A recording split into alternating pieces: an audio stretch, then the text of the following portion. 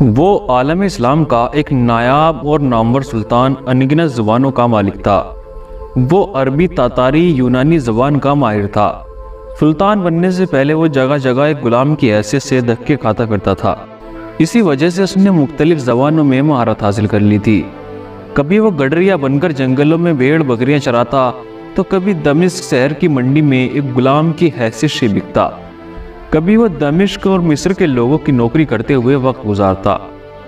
کہا جاتا ہے کہ اسے اپنے سوا کسی پر اعتبار نہ تھا، اس لیے وہ بھیس بدل کر خود گشت لگاتا اور اپنے لیے دشمنوں کی خود ہی مخبری کرتا تھا۔ وہ اپنے وفادار جانثار ساتھیوں کو چھوڑ کر بالکل اکیلا نکل جاتا۔ کبھی اسے مصر میں دیکھا جاتا تو کبھی فلسطین میں، اور کچھ دن بعد لوگ اسے عرب کے ریگستانوں میں دیکھتے، اور اس کے کچھ دنوں بعد ہی وہ خانہ بدوشوں کی اسی تیز رفتار سے کسی دوسری جگہ لوگوں کو دکھائی دیتا۔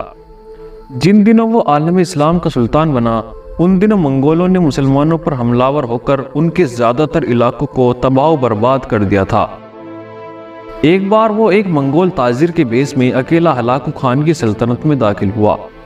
کئی دن کے لگاتار سفر کے بعد وہ اس کے علاقوں کی جاسوسی کرتا رہا۔ کیونکہ وہ مختلف زبانوں کا علم رکھتا تھا، اس لیے کسی کو شک نہ ہوا کہ وہ مسلمان ہے یا مسلمانوں کا سلطان۔ ایک دن اس نے منگولوں کے ایک شہر میں ایک کھانے کی دکان میں کھانا کھایا اور ایک برتن میں اپنی شاہی انگوٹھی اتار کر رکھ دی۔ اس کے بعد وہ اپنے علاقے میں واپس آ گیا اور ایک قاصد ہلاکو خان کے پاس بھیجا اور اس سے کہلوایا کہ میں تمہارے علاقے میں حالات کا جائزہ لینے کے لیے آیا تھا، تو میں ایک کھانے کی دکان پر اپنی شاہی انگوٹھی بھول آیا ہوں، مہربانی کر کے وہ انگوٹھی تلاش کر کے مجھے بھجوا دیجئے، کیونکہ وہ انگوٹھی مجھے بہت عزیز ہے۔ ہلاکو خان مسلمانوں کے سلطان کی ضرورت مندانہ بہادری پر حیران رہ گیا، اور وہ اس کی دلیری سے ایسا متاثر ہوا کہ اس نے اس کی انگوٹھی تلاش کر کے اس کے پاس بھجوا دی۔ منگولوں کو جب خبر ہوئی کہ مسلمانوں کا سلطان خود بھیس بدل کر ان کے علاقوں میں داخل ہوا تھا، تو منگولوں پر سلطان کی ہمت اور شجاعت کی وجہ سے ایک دہشت اور خوف طاری ہو گیا، اور وہ سوچنے لگے کہ جس سلطنت کا حکمران اتنا دلیر اور بہادر ہو تو اس کے لشکر کا کیا عالم ہوگا، اور ہم اس کا مقابلہ کیسے کریں گے۔ سلطان ایک بار صلیبیوں کی سلطنت انطاکیہ میں ایک عیسائی کے بھیش میں داخل ہوا اور کئی مہینوں تک وہاں کے فوجی ٹھکانوں کی جاسوسی کرتا رہا، اور ایک دن ایک ہرن کا شکار کر کے قاصد کے بیس میں وہاں کے عیسائی بادشاہ کے دربار میں جا کھڑا ہوا اور کہا کہ مجھے مصر کے سلطان نے بھیجا ہے۔ انہیں پتا چلا کہ آپ کی طبیعت خراب ہے اور آپ شکار نہیں کر سکتے، تو انہوں نے یہ آپ کے لیے بھیجا ہے۔ سلطان کے وہاں سے واپس آ جانے کے کچھ دنوں بعد عیسائی بادشاہ کو کسی نے بتایا کہ جو آدمی ہرن کا شکار کر کے لایا تھا وہ اصل میں مسلمانوں کا سلطان تھا۔ اس کے بعد وہاں کے بادشاہ اور عوام کی حالت بھی ویسی ہو گئی جیسے منگولوں کی۔ ایسی بہادری اور دلیری دکھانے والا شخص اور کوئی نہیں بلکہ مصر کا سلطان رکن الدین بیبرس تھا۔ سلطان رکن الدین کا جنم 1223 میں ہوا تھا اور اس کا نام محمود رکھا گیا تھا۔ اس کا باپ خوارزم شاہ کی سلطنت میں کسی بڑے عہدے پر فائز تھا۔ کسی بات کی وجہ سے اس کے باپ کو عہدے سے دستبردار کر کے حکومت کی سرحدوں سے باہر نکال دیا، جس وجہ سے ان کی مالی حالت کافی خراب ہو گئی۔ تبھی ان کے علاقوں پر منگولوں نے حملہ کر دیا اور بچوں، بوڑھوں اور عورتوں کو بندی بنا کر بیچنا شروع کر دیا۔ غلامی کے لیے پکڑے جانے والے ان بچوں میں سلطان رکن الدین بھی شامل تھا۔ پہلی بار سلطان کو جس نے خریدا تھا وہ ایک مصر کا ویاپاری تھا۔ وہ کسی دوسرے مصر کے ہی ایک امیر آدمی کا قرضدار تھا، تو اس نے قرض کے بدلے سلطان کو اس کے حوالے کر دیا۔ اس آدمی کی بیوی سلطان سے گھر کے بہت کام کرواتی اور اس پر بہت ظلم کرتی تھی۔ ایک دن اس آدمی کی بہن نے جس کا نام فاطمہ تھا سلطان کو ظلم سہتے دیکھ لیا اور اس کو سلطان پر ترس آ گیا۔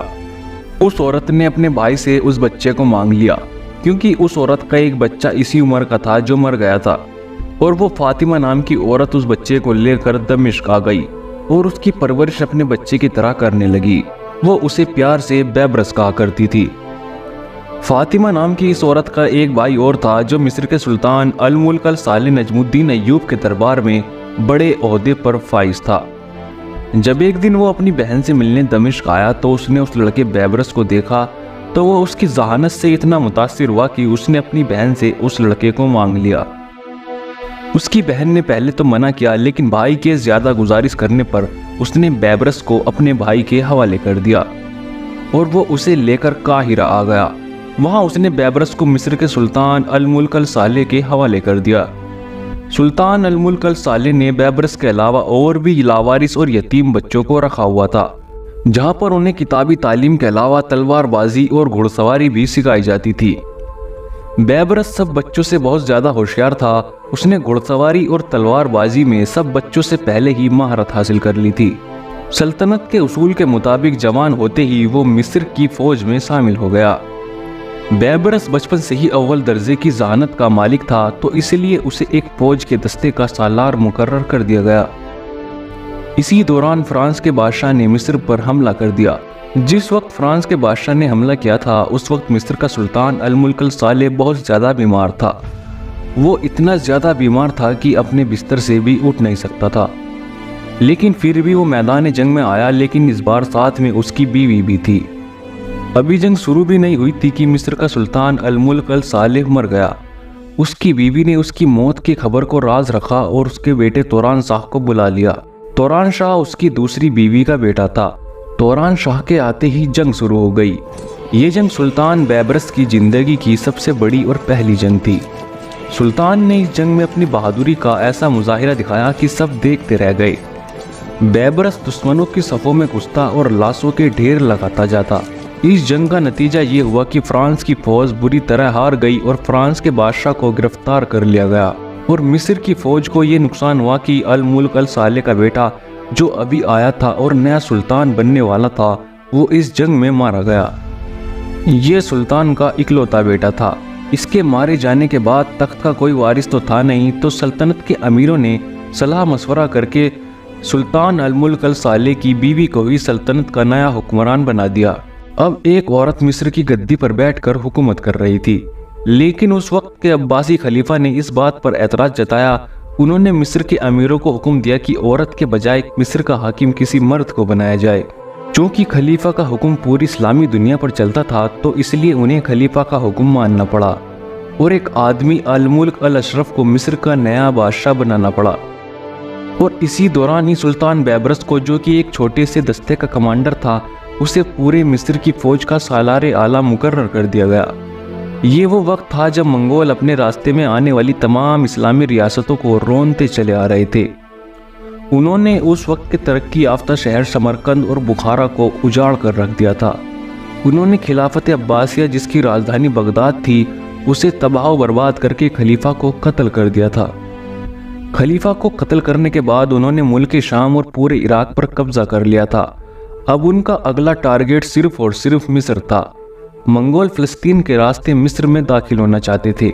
مصر کے امیروں کو جب لگا کہ منگول ان پر حملہ ور ہونے والے ہیں، تو انہوں نے الملک الاشرف کی جگہ اب ایک نیا سلطان بنایا، جس کا نام ملک مظفر تھا، جو الملک الاشرف سے زیادہ تجربے کار تھا۔ منگول ملک شام اور عراق کو تباہ کرنے کے بعد فلسطین میں اپنے قدم جما چکے تھے۔ اب ان کی آنکھیں مصر پر جم چکی تھی۔ ہلاکو خان نے مصر کے سلطان کے نام ایک دھمکی بھرا خط بھیجا، جس میں اس نے اپنی اطاعت اور محصول ادا کرنے کا حکم دیا، اور ایسا نہ کرنے پر پورے مصر کو تہس نہس کر دینے کی دھمکی دی۔ یہ خط لانے والے ہلاکو خان کے سفیر اول درجے کے بدتمیز اور جاہل قسم کے انسان تھے۔ انہوں نے آتے ہی سلطان ملک مظفر کی شان میں گستاخی کی۔ انہوں نے شاہی دربار کا بھی احترام نہ کیا۔ سلطان نے ہلاکو خان کا خط پڑھنے کے بعد اپنے وزیروں اور امیروں سے مشورہ کیا، تو ان میں سے زیادہ تر کا مشورہ یہی تھا کہ منگولوں کی اطاعت قبول کر لی جائے اور انہیں محصول ادا کر دیا جائے۔ ان لوگوں کی ایسی بات سن کر بیبرس کی آنکھیں غصے سے لال ہو گئی۔ بیبرس بالکل بھی منگولوں کی اطاعت نہیں چاہتا تھا۔ چونکہ وہ سالار اعلیٰ تھا، تو سب نے اس کی بات کو توجہ دی۔ سلطان سمیت تمام لوگوں نے بیبرس کی بات مانتے ہوئے منگولوں کی اطاعت قبول کرنے سے منع کر دیا۔ انہوں نے منگول سردار ہلاکو خان کے پیغام کا جواب کچھ اس طرح دیا۔ انہوں نے سلطان ملک مظفر کے حکم پر پیغام لانے والے ان منگول سفیروں کے سر کاٹ کر فلسطین کے راستوں پر لٹکا دیے۔ ہلاکو خان کا پیغام لانے والے منگول سفیروں کا قتل سیدھے طور پر منگولوں سے جنگ کا اعلان تھا۔ لگ بھگ آدھی سے زیادہ دنیا میں تباہی مچانے والے منگولوں نے کبھی سوچا بھی نہیں ہوگا کہ کوئی انہیں اس طرح جنگ کی چنوتی دے گا۔ مصر کی فوج کا سپہ سالار رکن الدین بیبرس اب جنگ کی تیاریوں میں مصروف ہو چکا تھا۔ وہ جانتا تھا کہ منگول اب کسی بھی وقت مصر پر حملہ کر سکتے ہیں۔ اس نے مصر کی حفاظت کے لیے پورے مصر کے بچوں اور بوڑھوں کو چھوڑ کر تمام مردوں کو فوج میں بھرتی کرنا شروع کر دیا اور کچھ ہی دنوں میں ایک بہت بڑا لشکر تیار کر لیا۔ جب رکن الدین بیبرس جنگ کی تیاریوں میں جٹا ہوا تھا، اس وقت ہلاکو خان فلسطین میں موجود تھا۔ اسی وقت ہلاکو خان کو خبر ملی کہ اس کا بھائی منگو خان، جو منگولوں کا خانی اعظم تھا، وہ مر گیا ہے۔ اپنے بھائی کی موت کی خبر سن کر ہلاکو خان نے اپنے بھائی کے ملک منگولیا جانے کا فیصلہ کر لیا اور اپنا سارا لشکر اپنے سپہ سالار قطبوغا خان کے حوالے کر کے وہاں سے روانہ ہو گیا۔ جاتے ہوئے اس نے قطبوغا خان کو نصیحت کی تھی کہ جب تک میں واپس نہ آ جاؤں تب تک کہیں پیش قدمی نہ کرنا اور نہ ہی کسی سے جنگ کرنا، صرف اپنے فتح کیے ہوئے علاقوں کی حفاظت کرنا۔ ادھر رکن الدین بیبرس کو بھی خبر ہو گئی تھی کہ ہلاکو خان کا بھائی منگو خان مر چکا ہے اور ہلاکو خان اپنے بھائی کی موت کی خبر سن کر منگولیا روانہ ہو چکا ہے۔ رکن الدین بیبرس نے اس کا فائدہ اٹھاتے ہوئے فلسطین میں موجود منگولوں پر حملہ کرنے کا منصوبہ بنایا۔ اچانک رکن الدین بیبرس کے اس فیصلے سے پورا مصر حیران رہ گیا۔ کسی نے سوچا بھی نہیں تھا کہ جس فوج کو مصر کی حفاظت کے لیے تیار کیا گیا تھا، اب اسی فوج سے منگولوں پر حملہ کیا جائے گا۔ جب رکن الدین بیبرس اپنی فوج لے کر فلسطین کی طرف روانہ ہو رہا تھا، تب مصر کے سلطان ملک مظفر کی طرف سے رکن الدین بیبرس کو ایک خط ملا، جس میں لکھا تھا اگر تم منگولوں کو شکست دینے میں کامیاب ہو گئے تو مصر کے اگلے سلطان تم ہوں گے۔ فلسطین کا ایک علاقہ جسے عین جالوت کے نام سے جانا جاتا ہے، وہاں پر دونوں فوج ایک دوسرے کے سامنے آ کھڑی ہوئی۔ بیبرس اس فوج کو اتنی رفتار سے لایا تھا کہ منگولوں کو اپنی فوج کی ترتیب بنانے کا موقع ہی نہ ملا، اور پھر 15 رمضان 658 ہجری یعنی 25 اگست سن 1260 کو دونوں فوجوں کے درمیان ایسی گھمسان اور فیصلہ کن جنگ ہوئی کہ جسے پوری دنیا آج عین جالوت کی جنگ کے نام سے جانتی ہے، اور سب جانتے ہیں کہ اس جنگ کا کیا انجام ہوا تھا۔ اپنی طاقت کے گھمنڈ میں چور منگولوں کو مسلمانوں نے اپنے گھوڑوں کی ٹاپوں کے نیچے رون ڈالا تھا۔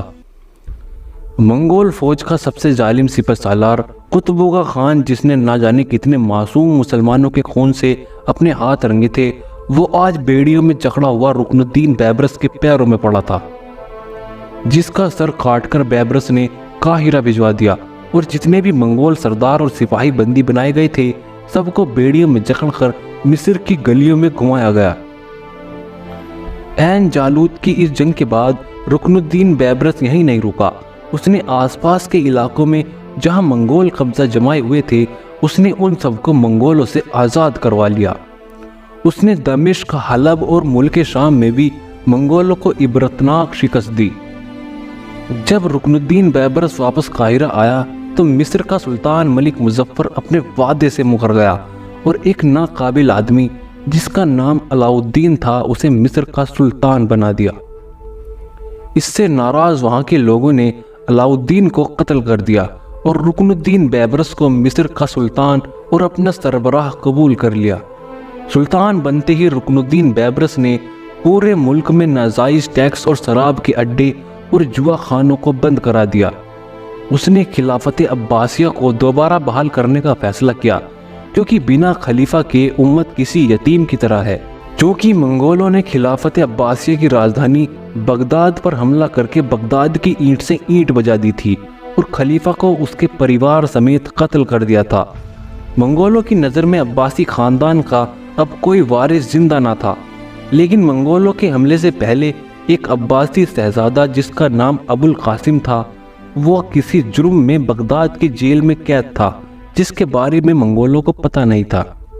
بغداد کی تباہی کے بعد وہ کسی طرح جیل سے بھاگنے میں کامیاب ہو گیا اور کچھ سالوں تک گمنامی میں زندگی گزارتا رہا۔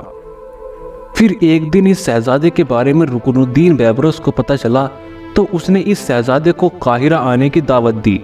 سلطان بیبرس کے بلاوے پر ابو القاسم قاہرہ آ گیا۔ قاہرہ آنے کے بعد سلطان بیبرس سمیت تمام لوگوں نے ابو القاسم کے ہاتھ پر بیعت کر لی اور اسے خلافت عباسیہ کا نیا خلیفہ منتخب کر دیا۔ سلطان بننے کے بعد بیبرس کے سامنے اب سب سے اہم مسئلہ ملک شام کو منگولوں کے حملے سے محفوظ رکھنا تھا۔ وہ جانتا تھا کہ منگول عین جالوت کا بدلہ لینے کے لیے کسی بھی وقت حملہ کر سکتے ہیں۔ ہلاکو خان آس پاس کی صلیبی ریاستوں سے سلطان بیبرس کے خلاف اتحاد کر رہا تھا۔ وہ صلیبیوں کے ساتھ مل کر مسلمانوں کو اس دنیا سے مٹا دینا چاہتا تھا۔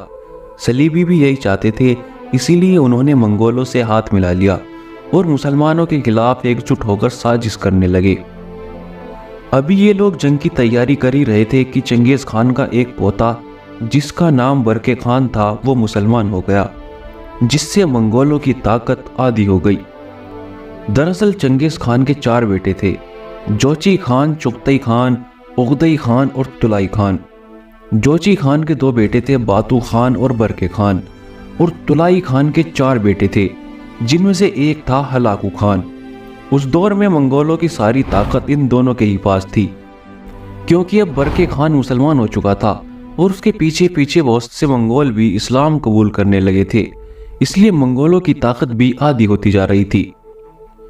ہلاکو خان اپنے چچا زاد بھائی برکے خان کے مسلمان ہونے پر آگ ببولا ہو گیا تھا۔ اسے مسلمانوں سے اتنی نفرت ہو گئی تھی کہ وہ جس شہر کو فتح کرتا وہاں کے مسلمانوں پر قہر بن کر ٹوٹتا اور انہیں اجاڑ کر رکھ دیتا۔ وہ اس شہر کی مسجدوں کو آگ کے حوالے کر دیتا اور عیسائیوں کے گرجا گھروں کو چھوڑ دیتا اور عیسائیوں پر رحمدلی کا اظہار کرتا، جس کی وجہ سے بہت سارے عیسائی ہلاکو خان کے لشکر میں شامل ہونے لگے اور ہلاکو خان کی طاقت اور بھی زیادہ بڑھنے لگی۔ چونکہ اب دونوں بھائی کھل کر دشمنی پر اتر چکے تھے تو ہلاکو خان عیسائیوں کے بلبوتے اپنی طاقت بڑھا رہا تھا، اور برکے خان کی خوش قسمتی یہ کہ اسے اللہ نے ہدایت دی اور وہ مسلمان ہو گیا۔ اب وہ اپنی منگول سلطنت کے لیے نہیں بلکہ دین اسلام کی حفاظت کے لیے لڑنا اور مرنا چاہتا تھا۔ اب اس نے سلطان رکن الدین بیبرس کی طرف دوستی کا ہاتھ بڑھایا، جسے سلطان رکن الدین بیبرس نے خوشی خوشی قبول کر لیا۔ اب مسلمانوں کی طاقت دوگنی ہو چکی تھی۔ اب وہ ہلاکو خان کے قبضے سے فلسطین اور اس کے آس پاس کے علاقے واپس لینا چاہتے تھے۔ اسی دوران برکے خان اور ہلاکو خان کے بیچ خونریز جنگ ہوئی، جس میں ہلاکو خان کی شکست ہوئی اور اس کے بہت زیادہ سپاہی اس جنگ میں مارے گئے اور ہلاکو خان کو اپنی جان بچا کر میدان جنگ سے بھاگنا پڑا۔ اپنی پوری زندگی میں ایک بھی جنگ نہ ہارنے والا ہلاکو خان اپنی اس ہار کا صدمہ برداشت نہ کر سکا اور اپنی موت مر گیا۔ ہلاکو خان صلیبیوں کا ہمدرد بنا ہوا تھا، اس لیے اس کی موت کا سب سے زیادہ دکھ عیسائی ریاستوں کو ہوا۔ انہوں نے اس کی موت کا الزام مسلمانوں پر لگایا۔ ان کا کہنا تھا کہ سلطان بیبرس کے اشارے پر ہلاکو خان کو زہر دے کر مار دیا گیا۔ بہرحال یہ تو ہلاکو خان کی خوش قسمتی تھی کہ اسے اپنی موت مرنا نصیب ہوا، ورنہ اس دور میں سلطان رکن الدین بیبرس نے اتنی طاقت اور قوت اختیار کر لی تھی کہ وہ کسی بھی محاذ پر ہلاکو خان کو آسانی سے شکست دے کر قتل کر سکتا تھا۔ خیر جو بھی ہوا ہو، ہلاکو خان اپنے انجام کو پہنچ چکا تھا۔ اب سلطان بیبرس کی نظر ہلاکو خان کا ساتھ دینے والی صلیبی ریاستوں پر تھی۔ سلطان بیبرس نے فلسطین، لیبنان اور ملک شام میں اپنے پنجے جمائے صلیبیوں کو اکھاڑ پھینکنے کا فیصلہ کیا۔ ان صلیبیوں کو روم، فرانس اور قسطنطنیہ کے بادشاہ کی حمایت حاصل تھی۔ سب سے پہلے سلطان بیبرس نے قسطنطنیہ کے بادشاہ سے کچھ معاہدے کیے، جس میں فلسطین اور لیبنان میں موجود صلیبیوں کو مدد نہ دینے کا معاہدہ بھی شامل تھا۔ قسطنطنیہ سے ان صلیبیوں کو اب مدد ملنا بند ہو چکی تھی۔ سلطان بیبرس نے قسطنطنیہ کے بعد وینس اور جنیوا سے بھی کچھ معاہدے کیے اور ان کے ساتھ دوستانہ تعلق قائم کر لیے۔ اب باقی بچی 2 ریاستیں روم اور فرانس سلطان بیبرس کو اپنا سب سے بڑا دشمن سمجھتی تھی، اس لیے ان سے سمجھوتے کی کوئی امید ہی نہیں کی جا سکتی تھی۔ ایک دن سلطان بیبرس کو مخبروں کے ذریعے خبر ملی کہ روم اور اٹلی کے درمیان کسی بات کو لے کر جھگڑا بڑھ گیا ہے اور دونوں ایک دوسرے کے خلاف سخت دشمنی پر اتر آئے ہیں۔ ان میں اٹلی کا بادشاہ مینفریڈ اچھا انسان تھا، وہ مسلمانوں کے ساتھ لگاؤ رکھتا تھا۔ اس نے اپنے دربار میں بھی بہت سے مسلمانوں کو بڑے عہدوں پر فائز کر رکھا تھا۔ سلطان بیبرس نے ایک قدم اور بڑھاتے ہوئے اٹلی کے بادشاہ سے بھی دوستانہ تعلقات قائم کر لیے۔ مصر اور اٹلی کی یہ دوستی کافی عرصے تک قائم رہی۔ سن 1266 میں فرانس کے بادشاہ نے اپنے لشکر کے ساتھ اٹلی پر چڑھائی کر دی۔ انہوں نے اٹلی پر قبضہ کر کے بادشاہ مینفریڈ کو قتل کر دیا۔ بادشاہ مینفریڈ کے قتل ہونے کے ساتھ ہی مصر اور اٹلی کی دوستی بھی ختم ہو گئی۔ सलीबी अपनी आपसी लड़ाई में मसरूफ थे। मंगोलों की ताकत को भी सुल्तान बैबरस ने लगभग खत्म ही कर दिया था।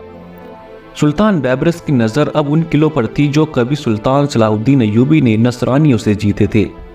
सुल्तान सलाहुद्दीन अय्यूबी की वफात के बाद मुसलमान आपसी लड़ाई में कमज़ोर हो चुके थे, जिसका सलीबियों ने फ़ायदा उठाते हुए यूरोप के ईसाइयों की मदद से उन किलों पर दोबारा कब्जा कर लिया था। इन सलीबियों ने मंगोलों के साथ मिलकर मुसलमानों पर मंगोलों से भी ज़्यादा जुल्म और तशद्दुद किया था। अलकर्क नाम का एक किला जो मक्का के रास्ते में पड़ता था, इस पर सलीबियों का कब्जा था। सलीबी हाजियों के आने जाने वाले काफिलों पर घात लगाकर हाजियों के काफिलों को लूट लेते और उन्हें कत्ल कर देते।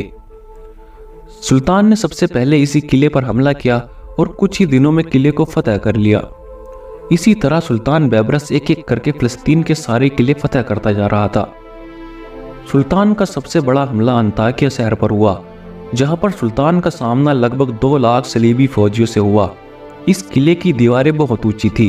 किले के अंदर रहने वाले लोगों को यकीन था कि सुल्तान किले की इन ऊंची दीवारों को देखकर वापस लौट जाएगा, लेकिन सुल्तान अपने साथ पत्थर और आग बरसाने वाली मंजनीकें लेकर आया था। सुल्तान के हुक्म से जब किले पर पत्थरों की बारिश हुई तो खौफ के मारे अंदर बैठे लोगों ने किले के दरवाजे खोल दिए और कुछ देर की लड़ाई के बाद उन्होंने हथियार डाल दिए और सुल्तान की इताअत कबूल कर ली। इसके बाद सुल्तान ने अर्मीनिया की तरफ कूच किया। अभी सुल्तान अर्मीनिया पहुंचा ही था कि सुल्तान को उसके जासूसों ने खबर दी कि यूरोप से एक बहुत बड़ा लश्कर मिस्र पर हमलावर होने के लिए निकल चुका है। इसीलिए सुल्तान अर्मीनिया से वापस काहिरा आ गया। काहिरा में उसे पता चला कि फ्रांस का बादशाह लुई नेहम, जिसे सुल्तान ने 22 साल पहले बदतरीन शिकस्त दी थी और कैद कर लिया था, उसने ही सुल्तान के खिलाफ जंग का मंसूबा बनाया है। इससे पहले कि सुल्तान की उससे जंग होती, उस पर अल्लाह का कहर नाजिल हो गया। उसके पूरे लश्कर में एक बीमारी फैल गई, जिससे सिपाही मरने लगे। इस बीमारी ने बादशाह लुई नेहम को भी नहीं बख्शा। वो भी इस बीमारी में मुब्तला हो गया और कुछ ही दिनों में उसकी भी इस बीमारी से मौत हो गई। उसके मरते ही बची कुची फौज का हौसला टूट गया और सारी फौज बिना लड़े ही वापस लौट गई। इसके बाद सुल्तान बैबरस फिर से अपना लश्कर लेकर निकल चुका था। सलीबियों में सुल्तान का इतना खौफ बैठ गया था कि सलीबी बिना लड़े ही किला सुल्तान के हवाले कर देते थे। इधर हलाकू खान का बेटा इबाका खान अपने बाप के नक्शे कदम पर चलते हुए सुल्तान बैबरस से जंग करने चला आया। सुल्तान बैबरस से उसका सामना हुआ। सुल्तान ने उसे ऐसी शिकस्त दी कि उसने कभी सर उठाने की हिम्मत न की। इन सब जंगों से फारिग होकर सुल्तान दमिश्क में पड़ाव किए हुए था कि सुल्तान शदीद बुखार में मुब्तला हो गया। तबीबों के बहुत ज़्यादा इलाज के बावजूद सुल्तान बैबरस ठीक ना हो सका और इस फानी दुनिया से 57 साल की उम्र में कूच कर गया। सुल्तान बैबरस की वफ़ात की खबर सुनकर पूरा आलम इस्लाम गम और रंज में डूब गया और सुल्तान की मग़फ़िरत की दुआएं की गई। इसके मुखालिफ मंगोल और सलीबी रियासतों ने अपने सबसे बड़े दुश्मन की मौत पर खुशी का इजहार किया। दमिश्क की मिट्टी ने सुल्तान नूरुद्दीन जंगी और सुल्तान सलाहुद्दीन अय्यूबी के बाद सुल्तान बैबरस को भी अपनी आगोश में ले लिया।